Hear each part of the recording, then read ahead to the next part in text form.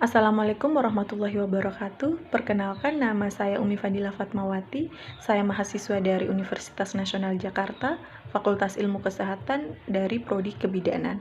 Di sini saya akan menjelaskan sedikit tentang pemantauan pertumbuhan pada bayi dengan menggunakan buku KIA ini, atau yang biasa kita sebut dengan buku PING ya.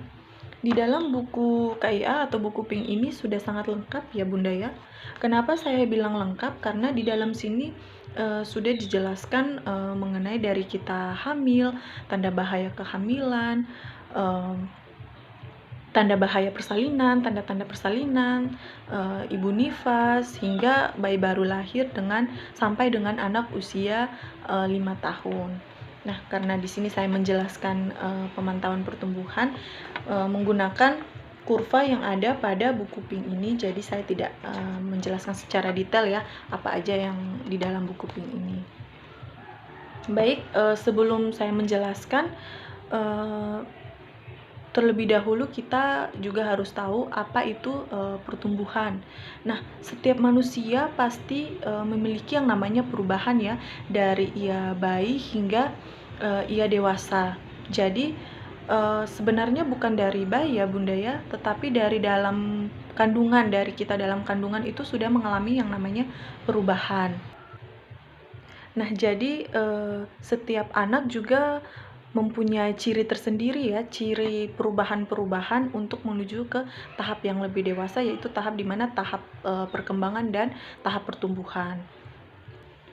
Sehingga dapat diartikan bahwa pertumbuhan berarti perubahan atau kenaikan secara keseluruhan fisik seperti tulang, kenaikan berat badan, bertambah tinggi, atau jaringan saraf lainnya yang akan menjadi lebih sempurna.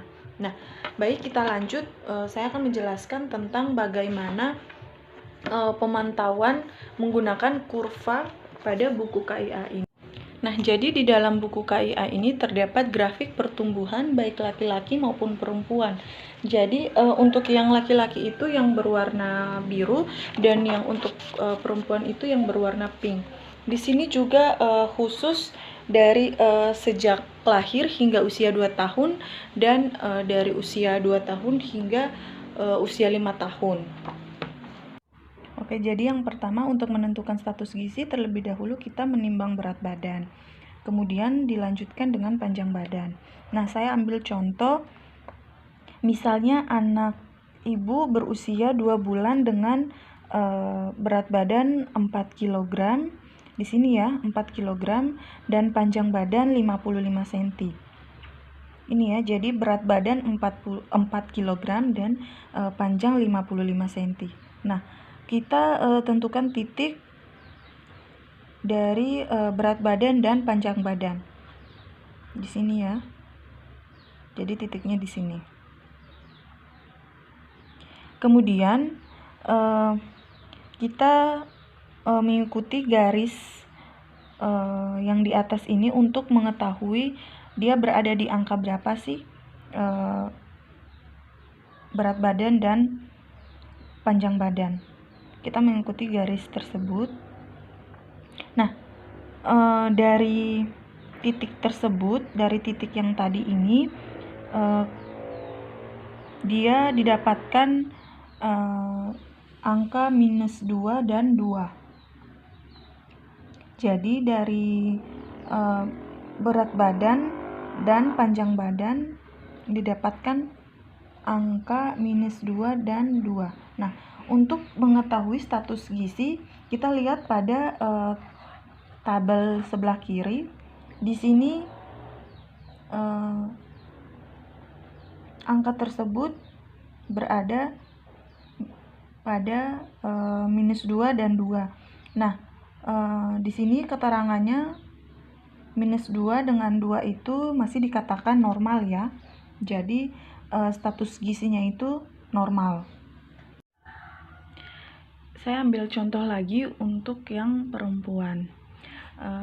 Masih seperti sama ya, seperti sebelumnya, kita timbang dulu berat badan, kemudian ukur dulu panjang badannya. Di sini saya ambil contoh berat badannya itu 3 kg di sini ya, 3. Kemudian panjang badannya itu 55. Ini ya.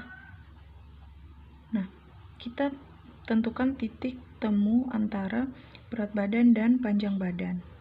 Oke, di sini ya, kita kasih titik.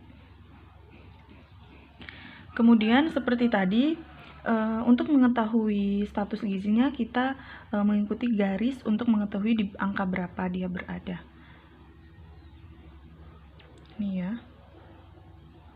Nah, dari titik temu antara 3 dan 55 ini, dia berada di garis hitam atau -3. Kita lihat pada tabel sebelah kiri ini, garis hitam ini -3 menunjukkan di sini status gizinya itu sangat kurus. Sebelumnya itu SD ini standar deviasi ya, tapi kita tidak menjelaskan apa itu standar deviasi. Nah, di sini dia berada pada -3 atau di bawah garis tersebut, yaitu berarti status gizinya itu sangat kurus. Oke, jadi di sini saya akan menjelaskan menggunakan KMS atau Kartu Menuju Sehat. Sudah saya jelaskan sebelumnya, yang biru itu untuk yang laki-laki dan yang pink ini untuk perempuan. Nah, di sini saya akan menggunakan yang warna biru. Nah, pada garis vertikal ini, di sini untuk berat badan. Kemudian pada garis horizontal ini untuk umur ya. Jadi di sini ada bulan penimbangan, ada berat badan, ada KBM. KBM itu kenaikan berat badan minimal, ada N atau T, dan ada ASI eksklusif. Nah, N atau T ini naik atau turunnya berat badan. Nah, pada kolom yang pertama, yang 0 ini, di sini ditulis bulan lahir. Jadi bukan ditulis bulan penimbangan ya, tetapi ditulis bulan lahir anak. Misalnya anak bunda lahir pada bulan Februari. Nah, di sini ditulis bulan Februari. Kemudian ada berat badan. Di sini selesai ditimbang, nanti di sini dituliskan hasilnya berat badan. Jadi kita bisa melihat, bulan ini anak saya umurnya sekian, bulan berikut anak saya kenaikan berat badannya.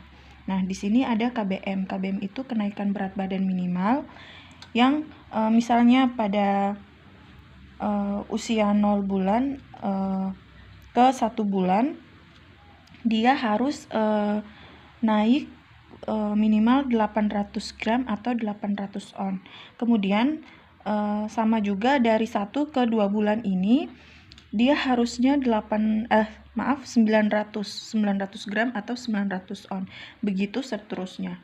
Dan N atau T ini maksudnya di sini kita bisa mengetahui, jadi pada saat umur anak 1 bulan itu dia dari 0 ke 1 itu dia naik atau tidak. Begitu juga dari 1 ke 2. Jadi nanti di sini ditulis N atau T.